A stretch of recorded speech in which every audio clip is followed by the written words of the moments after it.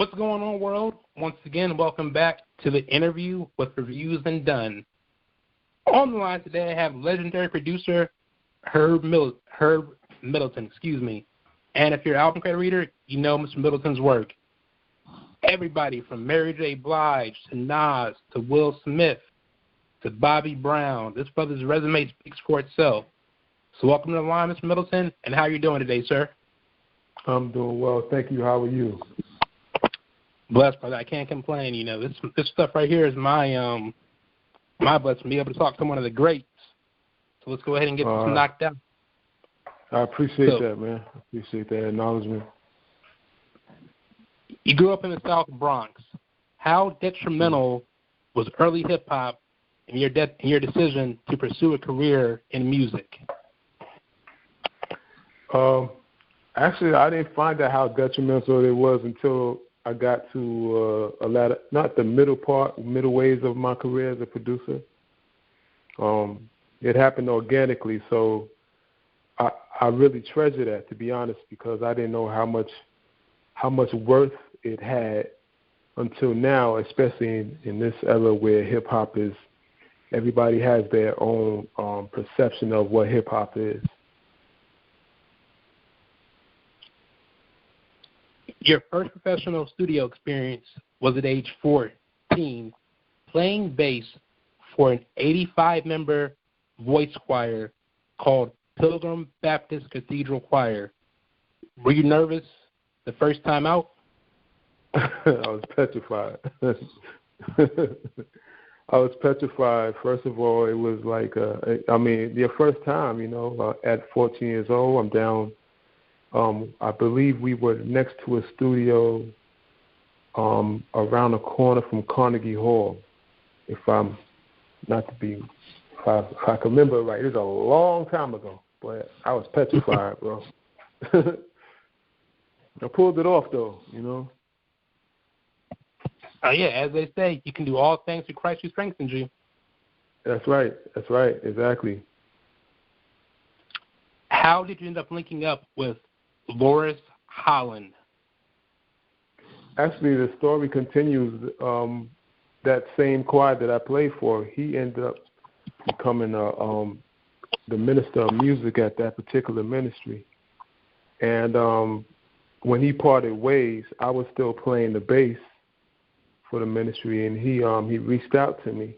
Obviously, he saw something that I didn't see in myself. He invited me to his studio. I was like, wow, this is the real deal. It was in Long Island. We had a studio in his house, and he took me under his wing, showed me some things about programming and songwriting, and after a while, I just took off on my own. The year is 1992, and you get the call from Teddy Riley to work on Bobby Brown's Bobby album.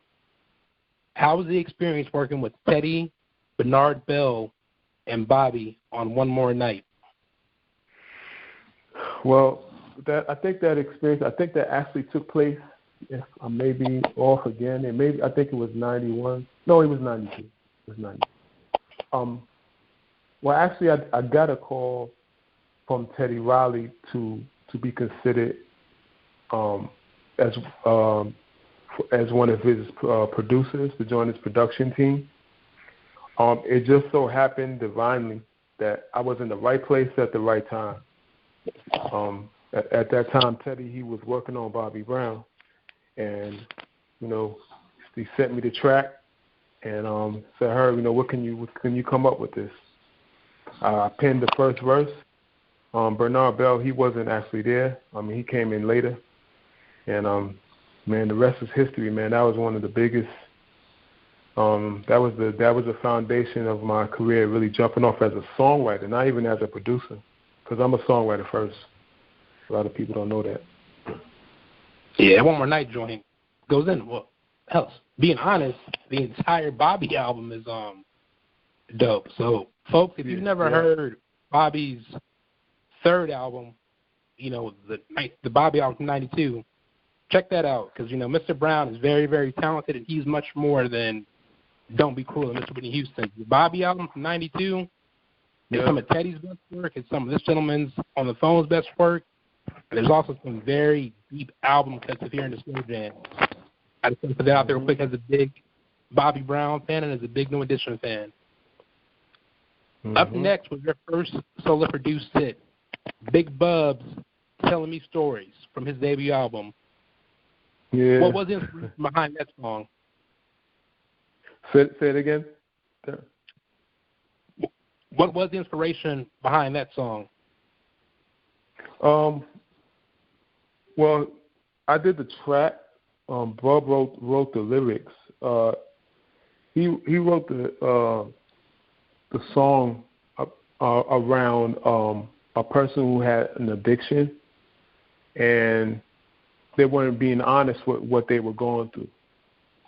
So Bub creatively he took that, the music that I produced, just took it to a whole nother level of R&B. What I'm thinking, what I know is R&B music. He wrote an incredible song that was, usually you hear a love song, but this song was really, really touching. If you see the video, you could see that he's talking to this young lady down that I was describing. Yeah, Bub's another one who should have had a much better career in terms of popularity and just being acknowledged by the mainstream, because that brother can sing, just about anything. I think he was maybe just a little bit ahead of his time. By a couple years. Because he had stuff in the day, and then coming out as a solo artist, I don't think the industry was ready for an artist that was that vocally strong and that young. So, that's just my take on it. Because, Bub was killing it with that album and the stuff with Today. So, shout out to Big Bub. You were one of the first producers Sean Combs worked with when he started Bad Boy. What role did you play in creating Can't You See for Total with that ill verse from my man Biggie Smalls, rest in peace? I'll tell you exactly how it went down. Puff came into the studio, had a beat that I believe was produced by Token Poem. That's a doing Poken Tone. And I put the music to it. I just chorded it out, and Puff had some other ideas, and he had a melody he sung to me, and I just kind of put the melody down that he had in his head, and the rest was history. Next thing I know was, it's a big record for me on my catalog. I'm gonna go off track, but did you ever get a chance to meet Big? Oh yeah, I met Big before. Definitely. Yeah, was he just as humble and down to earth as everyone says he was? And he just had a beautiful spirit. Yeah, Biggs was he was as dope as he was, man. He's, from times I was around him, he was very quiet. He seemed very quiet, and if he was in the studio, he's very focused. That's what I experienced. I wasn't around him a lot, but the times that I was around him, he was just a very quiet guy. As dope as he was on the mic, you know how a lot of people just talk a lot of stuff, talking about how great they are. He was just regular. 1994 also saw you working with Mary J. Blige on her sophomore album, My Life album. The songs you contributed were You Gotta Believe and I Never Want to Live Without You. What memories do you have of a young Miss Mary J. Blige?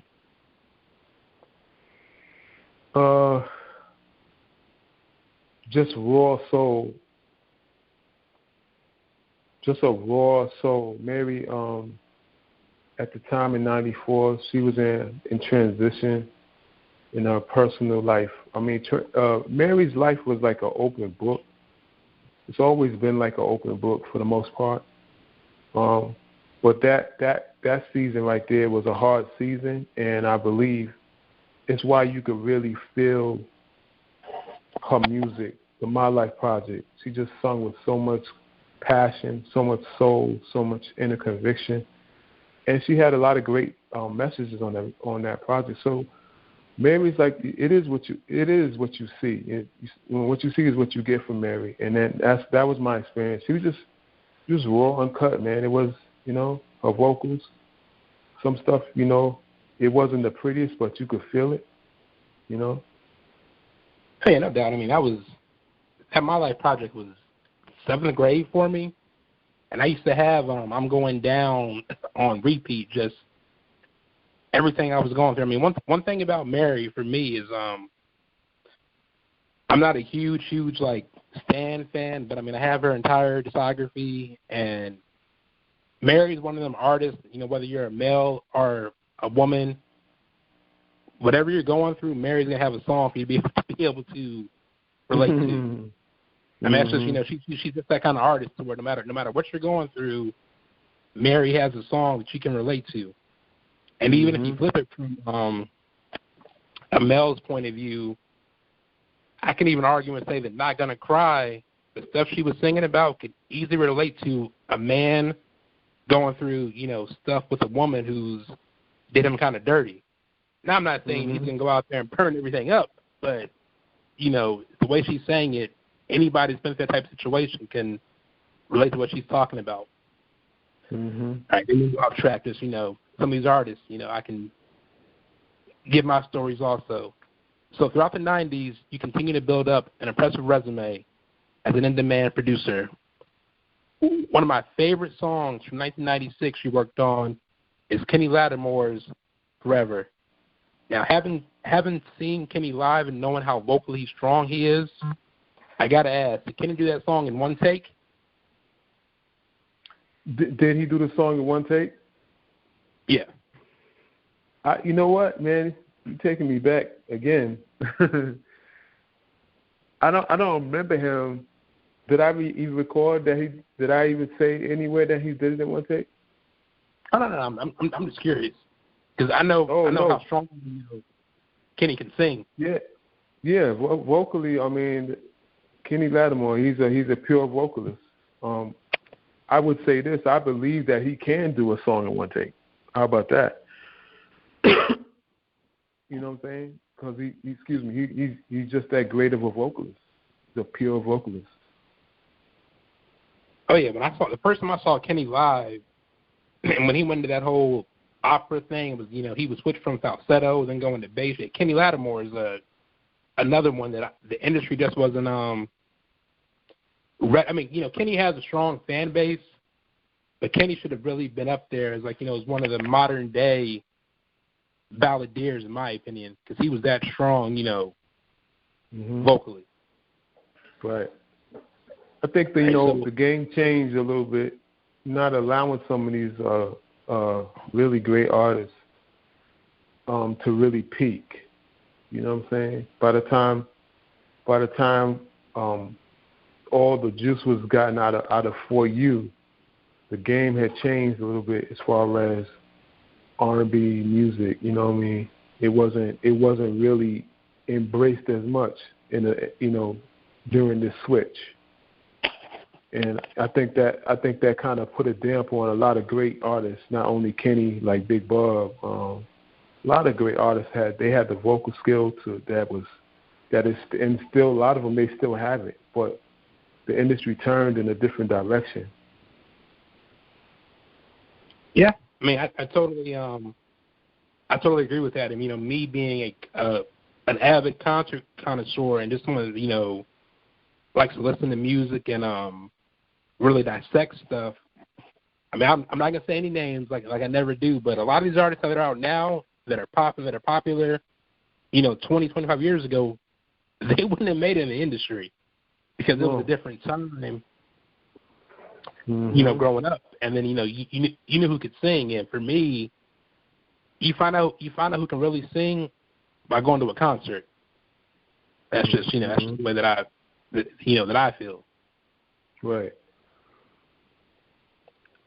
All right, so we're rolling to 2000. You're still making noise, still making classic records, but you begin to dabble with hip hop a little bit more. One of the artists you worked with was the great Nas. How was the experience working with Nas in the studio? Nas, I mean, Nas was on the road when I worked with him. And so it was at the point where we just had to send him the music so he could record, and he sent it back and we mixed it. But I'll tell you what, one thing I will tell you about Nas, outside of his talent, like personally, he's a great human being, bro. Like that's what I experienced. You know what I mean? The music is one thing, but you know, when you find a guy that's really great, good heart, down to earth, that was my experience being in Nas' presence. Just on some chill time, you know what I'm saying? Like we trying before we. All right, I'm gonna sidetrack really quick. One thing that I was surprised to learn about going back on my album credit reading was you actually produced this ill interlude for SWV on their second album, the Use Your Heart interlude, but the Neptunes did the full song. And I kind of prefer your interlude because it was just a bit more, you know, grown man, soulful, like smoky jazz cafe type vibe. No disrespect for Rel and Chad, but your little 1 minute and like 15 seconds that you did, that one was vicious. Oh, I appreciate that, man. It's funny you mentioned that because the other day I was just scrolling through my YouTube page. I actually brought up that interlude, and the comments, man, that I read on that record, it just blew me away, man. I didn't know people was feeling it like that. Some people, there was a couple of comments that said exactly what you said, and man, I wasn't even trying to really compete. I was just doing what I felt good for me, you know, and it came out that way. And yeah, I'm glad you appreciate that, man. That, you know. Yeah, well, that's something else that I missed too. Is interludes on albums from, you know, back in the 90s, where sometimes the interludes would be better than the entire song. And the reason why I rock the interludes so hard is, you know, I'm a former DJ, and when I used to make a mix CD, I tried to fill the entire CD, like, you know, all 80 minutes, and a little interlude to be in there of like 1 minute and 15 seconds. You could just go in and put the interlude on, and it'll fill out the rest of the album. So, you know, I don't know why we got away from interludes in R&B, because we got away from a lot of stuff, Derek. It was always a cool thing. I mean, even looking back on what Earth, Wind & Fire were doing in the 70s, how the album would be slapping, the entire joint would be slapping, and then buried somewhere like around track 7 or 8, you get a vicious interlude, and they keep it moving. All right, so when did you decide to take your musical talents to the UK to seek out talent?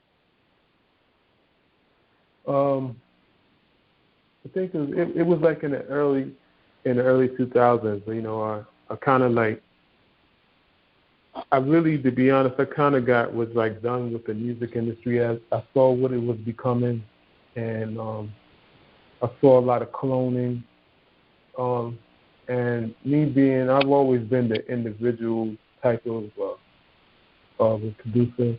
I've been like one that really catered to bringing out the originality in the artists I produce. And when I saw that, like, kind of leaving the game, I became uninterested in producing,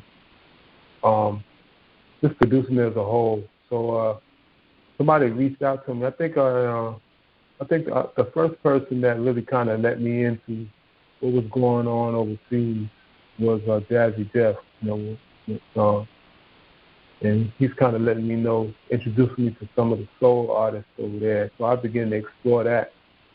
And once I did that, I found a couple, man, I was like, oh, shoot, this is where I belong.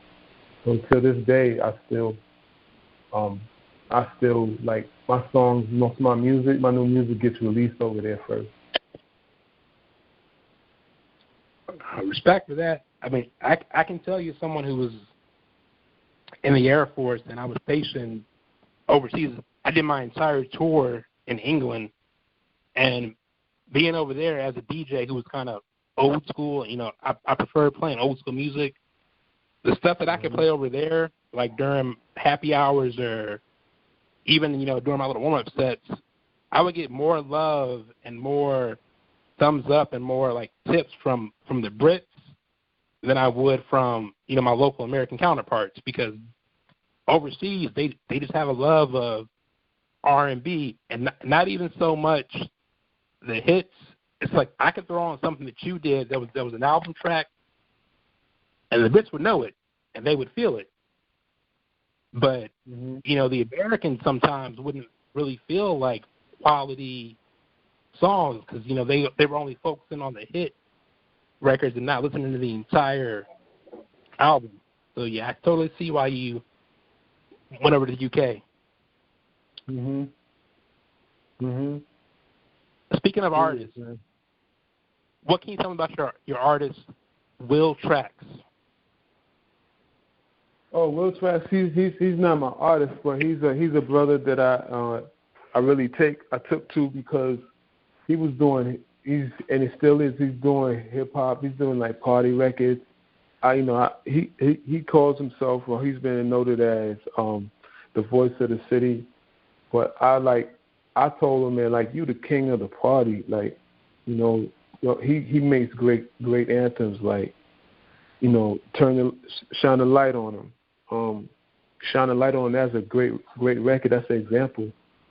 So he just makes good feel good music rather, and not a lot of, there's no negativity attached to his music. It's just all funny. It's all fun. And I think, honestly, these days I feel like we need more of that because there's so much negativity, man, like that's attached itself to the music. So I think he's a breath of fresh air. How did singer Marx Daggers come to your attention? Oh, yeah, you know how I just said, like, somebody like Jazzy Jeff introduced me to the soul industry outside the U.S. or UK.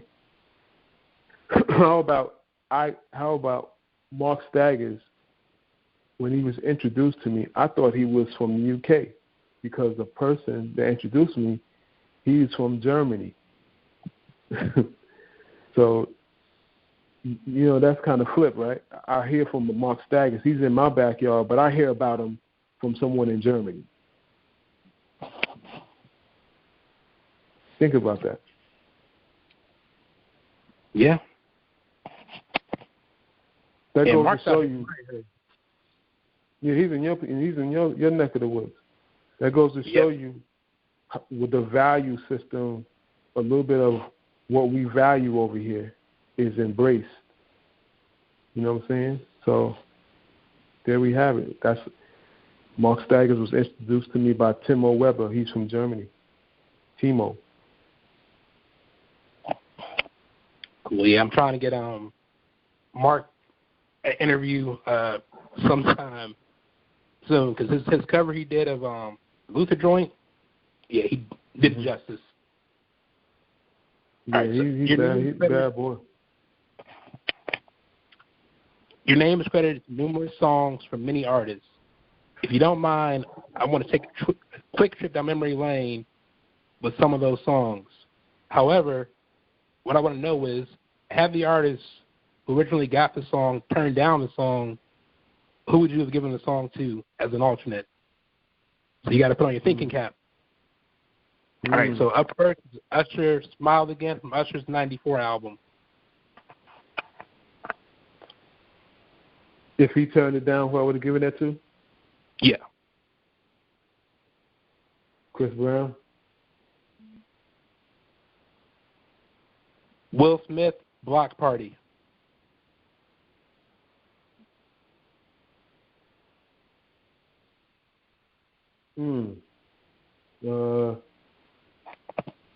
That's a good one. Mr. Cheeks. Faith Evans, Don't Be Afraid.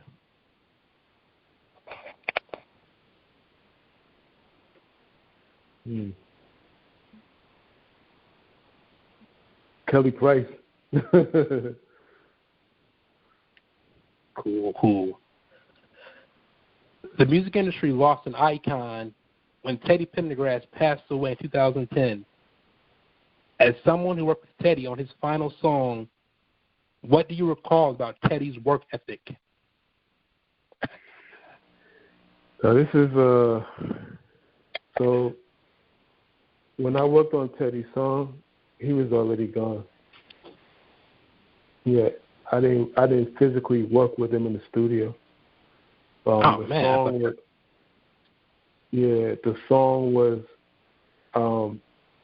was given to me to reproduce because the person that they just wanted to add some new life to the record. It was one of the hardest sessions that I've ever had. Just getting his vocals and hearing them, and I had to put the music to it. It was hard. I'm telling you, there was water all over the keyboard. Yeah, man. Teddy's one of those ones too that it's. I'm an '80s baby, so I never got a chance to fully experience Teddymaniacs. I wasn't even thought of yet, but just hearing the stories about the woman only concerts and the stuff that he was gonna do, had prior to the accident. Yeah, Teddy was the man. Mm-hmm. It's like I don't even think we got. Teddy has classic material, but I don't even think we got the best of Teddy. Like we got maybe 95% of what he was going to actually give the world from a music standpoint. Right. It's he was a big voice that's still embraced today. Oh, yeah, could you imagine Teddy doing something like with Face or with Jam and Lewis when they were in their prime? Or yes. Talk about Teddy for days. That's something to think about. Yeah. A singer. Mm-hmm. From a production standpoint, what is one essential album every aspiring producer should listen to, in your opinion?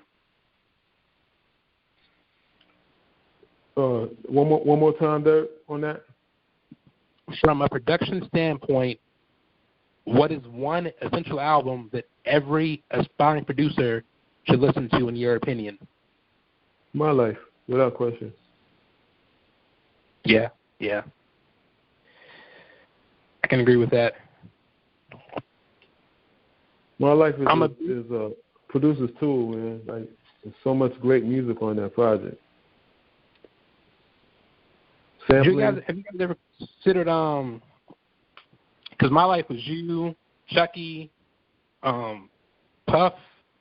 Y'all ever considered just going back with some of the studio footage and making like a documentary as like a teaching method, so guys can really see how it's supposed to be done? I never considered it. Sounds like a great idea. If they ever came up with it, I'd be down. For sure. I'm a big New Edition fan, and earlier we spoke about your work with Bobby Brown. Did you ever have a chance to work with the group as a whole or any of the other solo acts? No. Never had that chance. Who was one artist's story you would love to see told on the big screen? Who artist story? Yeah, biopic.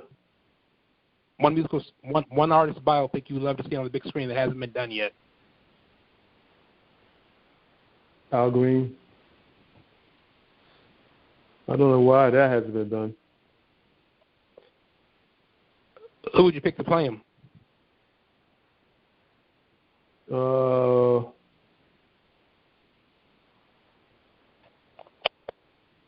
that's a good question. They were gonna do it I think, early 2000s at some point, and the rumor was Mekhi Phifer was who Al wanted to play him. Well, I was thinking about somebody that could really sing it. I was thinking about from a singing standpoint. From a singing standpoint, probably I'd probably pick Leslie Odom Jr. only because I know he can sing and he can act. He can do both. Oh, okay.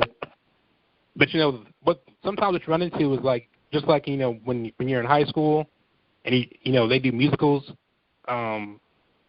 in school. A lot of times it's hard to find somebody that can act and sing. So you gotta juggle them both. Mhm. Once the COVID clears up, what do you have planned musically as CEO of New Vibe Records?